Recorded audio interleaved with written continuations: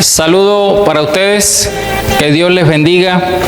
Seguimos en esta serie de Nehemías. En esta ocasión vamos a leer el capítulo 2 de Nehemías, del verso 1 al 9. Y dice la palabra de Dios que aconteció que en el mes de Nisán, en el año 20 del rey Artajerjes, estando ya el vino delante de él, tomé el vino y se lo di al rey. Yo nunca había estado triste en su presencia. Y el rey me dijo: ¿por qué está triste tu rostro? Tú no estás enfermo. Eso no es más que tristeza de corazón. Entonces tuve mucho temor y dije al rey: viva para siempre el rey. ¿Cómo no ha de estar triste mi rostro cuando el lugar, la ciudad del sepulcro de mis padres, está desolada y sus puertas están consumidas por el fuego? El rey me dijo: ¿qué es lo que pides? Entonces oré al Dios del cielo y respondí a él: Rey, si le place al rey y si a tu siervo ha hallado gracia delante de ti, envíame a Judá, a la ciudad de los sepulcros de mis padres, para que yo la reedifique. Entonces el rey me dijo, estando la reina sentada junto a él: ¿cuánto durará tu viaje? ¿Y cuándo volverás? Y le agradó al rey enviarme, y yo le di un plazo fijo. Y dije al rey: si le agrada al rey, que se me den cartas para los gobernadores de las provincias más allá del río, para que me dejen pasar hasta que llegue a Judá. Y una carta para Asaph, guardabosque del rey, a fin de que me dé madera para hacer las vigas de las puertas de la fortaleza, que está junto al templo, para la muralla de la ciudad y para la casa a la cual iré. Y el rey me lo concedió, porque la mano bondadosa de mi Dios estaba sobre mí. Fui entonces a los gobernadores de más allá del río y les entregué las cartas del rey. Y el rey había enviado conmigo oficiales del ejército y hombres de a caballo.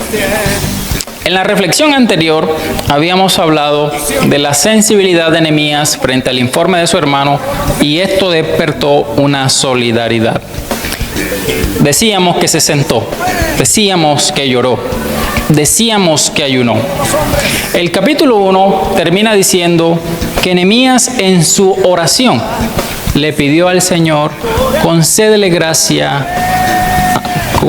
gracia delante del rey. Han pasado casi 4 meses desde que Nehemías ha recibido las noticias. Y en su oficio de copero, dando vino al rey, dice el texto que su rostro estaba triste. Dicen algunos manuscritos antiguos que un servidor del rey ni siquiera le podía respirar en la espalda. Entonces, si llegaba triste, podía ser castigado severamente. Ahora vemos que en cuanto a Nehemías, no es solo sentarse, no es solo llorar, no es solo orar y ayunar, también es actuar. El rey le pregunta: ¿por qué está triste tu rostro? Una extraña pregunta en un contexto entre un rey y un esclavo, lo cual muestra la relación estrecha que existe entre Nehemías y el rey. No estás enfermo, le dice el rey, enfermo está tu corazón. Y creo que cuando nosotros estamos enfermos del corazón, eso se evidencia en el rostro. Dice que cuando el rey le pregunta esto, él tiene mucho temor por lo que le dije, lo que le podía suceder. Ahora, Nehemías le explica las razones de su agonía, las razones de su tristeza. Qué importante es hablar cuando estamos viviendo profundas tristezas.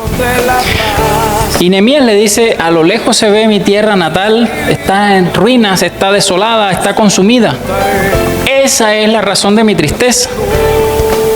Y creo que una de las cosas que nos muestra Nehemías es el sentido de pertenencia que tiene por su pueblo, por su nación. Ahora yo les digo a ustedes pertenecen a una casa, a un barrio, a una empresa, a una ciudad, a un país. Si en los asuntos que usted se desempeña, no hay sentido de pertenencia por lo que usted hace, por su casa misma, no le va a doler nada. Y Nehemías le duele en su corazón la situación de su pueblo. Eso debe pasar con los lugares donde yo pertenezco, con mi casa, con mi trabajo, en lo que yo hago, en lo que yo me desempeño. Tengo que tener sentido de pertenencia.